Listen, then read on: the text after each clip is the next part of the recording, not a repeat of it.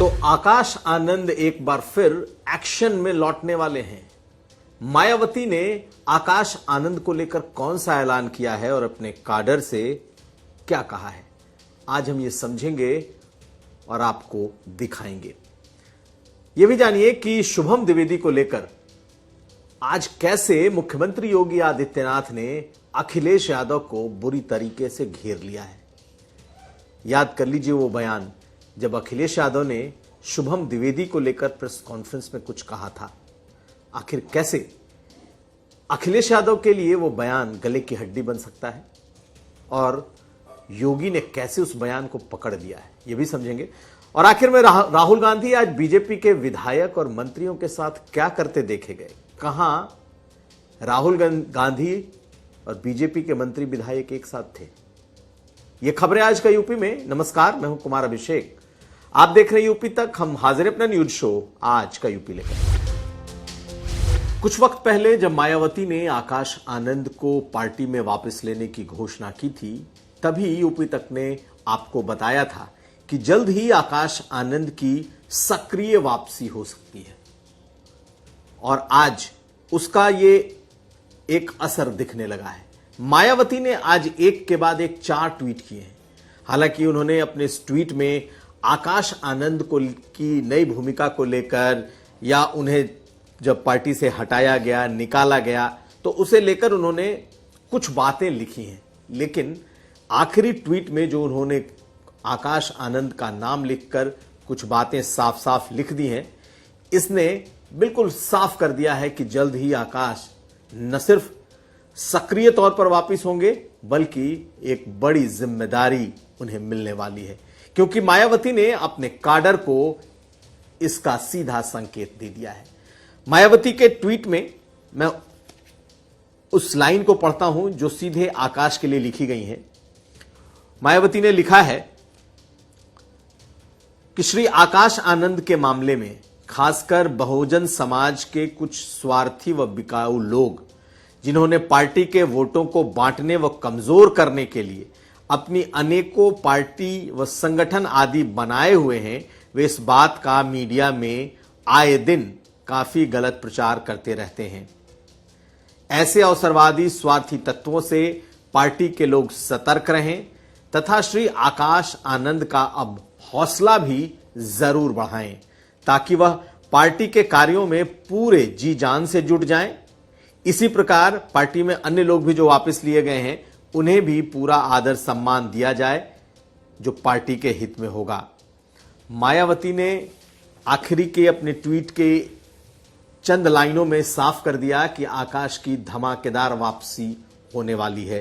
अब कौन सा पद मिलेगा, किस तरीके से आकाश आनंद बहुजन समाज पार्टी को दोबारा से संभालने वाले हैं, इसका इशारा उन्होंने कर दिया है। हालांकि आकाश आनंद के बारे में इतना कुछ लिखने के पहले उन्होंने भूमिका में भी कुछ चीजें लिखी और लिखा कि बीएसपी से जुड़े कुछ लोग अपनी नासमझी, जोश व लापरवाही व पार्टी विरोधियों के षड्यंत्र के बहकावे में आकर गलती कर बैठते हैं, फिर पार्टी हित में सुधारने के लिए पार्टी की जिम्मेदारी से अलग करना व गंभीर मामले में निकालना पड़ता है। तो मायावती ने यह भी लिखा कि आकाश आनंद को अगर निकाला गया था तो पार्टी के हित में और पार्टी के सुधारने के लिए यह पार्टी की जिम्मेदारी थी। मायावती ने अपने एक्शन को भी जस्टिफाई करने की कोशिश की है और उन्होंने यह भी लिखा है कि उनमें कुछ परिवर्तन आने व माफी मांगने के बाद पार्टी व मूवमेंट के हित में फैसला भी लेना पड़ता है और जब से पार्टी बनी है तब से ऐसा कई बार किया गया है। तो ये सारा जो आज का एक्सपोस्ट है मायावती का, वो ये दिखा रहा है कि आकाश आनंद के धमाकेदार वापसी की जमीन तैयार की जा रही है और मायावती ने अपने काडर को सीधा सीधा संदेश दे दिया है और वो संदेश बिल्कुल साफ है कि आकाश को के हौसले को बढ़ाना है और ऐसे लोग जो आकाश के बारे में गलत प्रचार करते रहते हैं, अलग अलग मीडिया माध्यमों के जरिए अलग अलग संगठन बनाकर, उनको उन्होंने आगाह कर दिया है। यानी कि आकाश आनंद एक बार फिर से अब बसपा के केंद्रीय भूमिका में आएंगे, यानी कि मायावती के बाद सबसे बड़ी भूमिका में आएंगे। और मैं ये इसलिए कह रहा हूं क्योंकि पार्टी के भीतर से संकेत इस तरीके के मिलने लगे हैं। और मायावती ने आज जिस तरीके से अचानक ही ये ट्वीट किया है, इससे इस बात की ओर भी इशारा मिल रहा है कि इसमें अब ज्यादा वक्त नहीं लगने वाला, मायावती इसे जल्द ही करेंगे। लेकिन आकाश आनंद किस भूमिका में आएंगे, किस पद पर आएंगे, फिलहाल उन्होंने इसकी जानकारी नहीं दी है। ऐसा लगता है कि आने वाले वक्त में जल्द ही मायावती मीटिंग बुलाएंगी। उन्होंने अपने काडर को सीधा सीधा संदेश दे दिया है कि आकाश का हौसला बढ़ाएं। आकाश के लिए भी एक नसीहत है कि अपनी पुरानी गलतियों को, या फिर ऐसे लोग जिनके वो साजिशों में आ गए थे, उनसे दूर रहें। तो इससे दो बात साफ है, आकाश आनंद की वापसी, बड़ी वापसी होने वाली है। और दूसरी बात यह कि आकाश आनंद के साथ एक कह सकते हैं कि एक जो राफ्ता है उनका है, एक जो मायावती का एक अपना स्नेह है, वो दिखाई देने लगा है। लेकिन इस दौर में जबकि रामजी लाल सुमन एक तरीके से समाजवादी पार्टी के लिए इस वक्त दलित सियासत में, दलित नैरेटिव में उसके ब्रांड एम्बेसडर बनकर उभरे हैं, मायावती अब कोई रिस्क नहीं ले सकती इस मामले को और डिले करने में। यानी कि आकाश आनंद उनके लिए जरूरी, उनके लिए जरूरत और उनकी मजबूरी भी बनते जा रहे हैं। यानी कि बसपा को आने वाले समय में अगर खड़ा करना है, यानी कि अब 2 साल से भी कम का वक्त बचा है, मायावती इस बात को महसूस भी कर रही हैं। और आज के इस ट्वीट से यह उजागर हो गया कि जल्द ही मायावती उन्हें बड़ी भूमिका देने वाली है। तो निश्चित तौर पर आकाश की भूमिका क्या होगी, इस पर हमारी नजर रहेगी। किस तरीके से आने वाले वक्त में वो दोबारा से कमान संभालेंगे, और अगर इस बार आ रहे हैं तो वो कितना मजबूत होकर आ रहे हैं, इस पर भी हमारी नजर रहेगी। लेकिन एक बात साफ है कि मायावती को अब उनकी जरूरत महसूस होने लगी है और वो जल्द ही अपनी पार्टी यानी कि बीएसपी में बड़ी भूमिका में धमाकेदार वापसी कर सकते हैं। अब अगली खबर। पिछले कई दिनों से अखिलेश यादव लगातार मुख्यमंत्री योगी आदित्यनाथ को निशाना बना रहे हैं। यूं तो हमेशा उनके निशाने पर मुख्यमंत्री होते हैं, लेकिन आज मुख्यमंत्री को एक मौका मिला और उन्होंने इसका खूब जबरदस्त इस्तेमाल भी किया है। याद करिए, 3 दिन पहले एक प्रेस कॉन्फ्रेंस में अखिलेश यादव ने शुभम द्विवेदी को लेकर एक बात कही थी। उनसे प्रेस कॉन्फ्रेंस में जब एक सवाल पूछा गया कि क्या वो जो शुभम द्विवेदी है, जिनकी आतंकियों ने पहलगाम में गोली मारकर हत्या कर दी थी, जो कानपुर के रहने वाले हैं और जिनकी पत्नी बिलख बिलख कर रो रही थी और वो तस्वीर खूब वायरल हुई थी, अखिलेश यादव से जब प्रेस कॉन्फ्रेंस में पूछा गया कि क्या आप जाएंगे, तो उनका जवाब था कि उनसे कोई वास्ता नहीं है, लेकिन वो अपने कार्यकर्ताओं को कहेंगे कि वो जाएं जरूर, ऐसे मामलों में जाना चाहिए, लेकिन सावधान रहें, वहां ऐसे लोग होते हैं जो भाजपा और आरएसएस के लोग होते हैं और वो वहां पर खलल पैदा करते हैं। और ऐसा एक उदाहरण भी अखिलेश यादव ने दिया था। आज मुख्यमंत्री योगी आदित्यनाथ ने अखिलेश यादव के उस बयान को पकड़ लिया जिसमें उन्होंने कहा था कि शुभम द्विवेदी से उनका कोई संबंध नहीं है, एक लाइन। और आज देवरिया में मुख्यमंत्री योगी आदित्यनाथ ने इसी बयान को लेकर कहा है कि अखिलेश यादव ने यह कहा कि शुभम द्विवेदी कभी उनकी पार्टी के नहीं रहे, इसलिए वो मिलने नहीं गए। खैर, पहले आप आज मुख्यमंत्री योगी आदित्यनाथ के उस भाषण को सुनिए जिसमें उन्होंने इस मुद्दे पर, पहलगाम के मुद्दे पर, कैसे अखिलेश यादव पर हमला बोला है, कैसे उन्हें इस मामले में पूरी तरीके से बैकफुट पर लाने की कोशिश की है। सुनिए मुख्यमंत्री को। शुभम द्विवेदी की निर्मम हत्या कर दी गई। जब पत्रकारों ने समाजवादी पार्टी के अध्यक्ष से पूछा कि आप समाजवादी पार्टी आप वहां क्यों नहीं गए, तो उन्होंने कहा कि हमारी पार्टी का थोड़े था। कितना दुर्भाग्यपूर्ण और शर्मनाक बयान है। बहनों और भाइयों, देश की संवेदना होनी चाहिए अपने नागरिकों पर। पूरा देश पार्टी लाइन से ऊपर उठ करके एक साथ इस घटना की निंदा कर रहा है और समाजवादी पार्टी के लोग इस प्रकार का दुर्भाग्यपूर्ण बयान देते हैं। लेकिन अखिलेश यादव ने क्या कहा था प्रेस कॉन्फ्रेंस में, जिस पर आज मुख्यमंत्री योगी आदित्यनाथ ने यह बात देवरिया में कही है? अखिलेश यादव के उस बयान को सुनिए जब उनसे पूछा गया था कि क्या वो शुभम द्विवेदी के घर जाएंगे। देखिए वो अखिलेश यादव का बयान। मुख्यमंत्री उप मुख्यमंत्री सभी कानपुर गए हैं, तो आप विपक्ष के नेता हैं, क्या आप भी जाएंगे?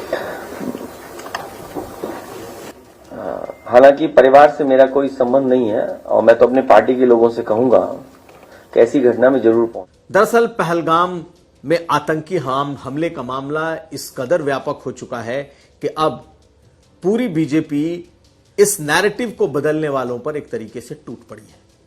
चाहे दिल्ली में बीजेपी कांग्रेस पार्टी पर हमले कर रही हो या फिर उत्तर प्रदेश में योगी आदित्यनाथ अखिलेश यादव पर। अब पहलगाम पर बोला गया एक एक शब्द, पहलगाम पर सोशल मीडिया पर लिखा गया एक एक पोस्ट स्क्रूटनी की श्रेणी में है। ऐसे में जबकि देश में हालात इस वक्त ऐसे हैं कि कभी भी पाकिस्तान के साथ कोई युद्ध की जैसी शुरुआत हो सकती है, ऐसे में बीजेपी और खास करके उत्तर प्रदेश में योगी आदित्यनाथ इस मुद्दे पर अखिलेश यादव को घेरने से नहीं चूक रहे। और शुभम द्विवेदी का मुद्दा तो बेशक कहीं ना कहीं इमोशनल है, कम से कम इस प्रदेश के लोगों के लिए। उधर आपको बताएं कि राहुल गांधी 2 दिनों के रायबरेली दौरे पर हैं और वो कल शाम 4 बजे शुभम द्विवेदी से मिलने कानपुर जाने वाले हैं। और ऐसे में योगी आदित्यनाथ का अखिलेश यादव पर शुभम द्विवेदी को लेकर हमला बोलना ये दिखाता है कि इस मुद्दे पर बीजेपी पूरी तरीके से ऑफेंसिव रहने वाली है। अगली खबर तो ये भी जान लीजिए कि आज राहुल गांधी की मुलाकात कहां बीजेपी के मंत्री और विधायकों से हुई। जी हां, आज राहुल गांधी 2 दिन के रायबरेली दौरे पर हैं और आज रायबरेली में जिला दिशा की जो बैठक होती है, अनुश्रवण समिति की जो बैठक हुई, उसमें जिले के तमाम एमएलए, एमएलसी और यहां से जो मंत्री हैं योगी सरकार में, सभी शामिल हुए।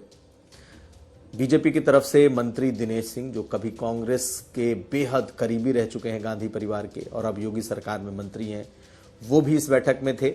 अशोक कोरी, जो कि वहां से विधायक हैं सलोन सीट से, वो भी इस बैठक में थे। अदिति सिंह इस बैठक में नहीं थी। अब किस वजह से नहीं थी, फिलहाल इसके बारे में कोई जानकारी नहीं है, लेकिन अदिति सिंह इस बैठक में नहीं थी। ये भी सच है कि रायबरेली के ये सभी नेता कभी गांधी परिवार के बेहद करीबी हुआ करते थे, लेकिन आज की इस बैठक के बाद जब यूपी तक ने इस मुलाकात के बारे में पूछा तो बीजेपी के जो मंत्री हैं उन्होंने कहा कि सामान्य बैठक थी और लगातार जो जिले के विकास की जो समीक्षा होती है वो की गई। लेकिन एक बात ध्यान रखने वाली है कि पिछली बार यही मीटिंग जब नवंबर 24 में हुई थी तो राहुल गांधी ने इस अनुश्रवण समिति की मीटिंग में ये पूछा था कि इसमें किस जाति के कितने लोग हैं, जिसे उन्होंने बाद में दिल्ली से ट्वीट भी किया था। लेकिन इस बार इस बैठक में उन्होंने जाति का कोई मुद्दा नहीं उठाया है। आप सुनिए क्या कहा है इसमें शामिल हुए बीजेपी के नेताओं ने। मैंने पहले ही कहा कि वो नकली गांधी हैं और फसली हिंदू हैं। इनका जब जरूरत होगी तो हनुमान जी का दर्शन कर लेंगे, वोट की जरूरत होगी तो उल्टा जनेऊ पहन लेंगे, अगर नहीं जरूरत होगी तो ऐसे चले जाएंगे। मैंने पहले कहा कि इनका उद्देश्य रायबरेली के लोगों की सेवा नहीं, केवल चर्चा में बने रहने मात्र है। खैर, राहुल गांधी का 2 दिनों का दौरा है। कल वो अपने दौरे के खात्मे के साथ ही यहां से सीधा कानपुर जाएंगे और वहां पर शुभम द्विवेदी के परिवार से मुलाकात करेंगे। तो यह था आज का यूपी। हम कल फिर हाजिर होंगे। आप हमें दीजिए इजाजत। देखते रहिए यूपी तक। आपको हमारा यह कार्यक्रम कैसा लगा जरूर हमें लिखकर बताएं। अगर वीडियो अच्छा लगे तो इसे लाइक करें, शेयर करें और सब्सक्राइब जरूर करें।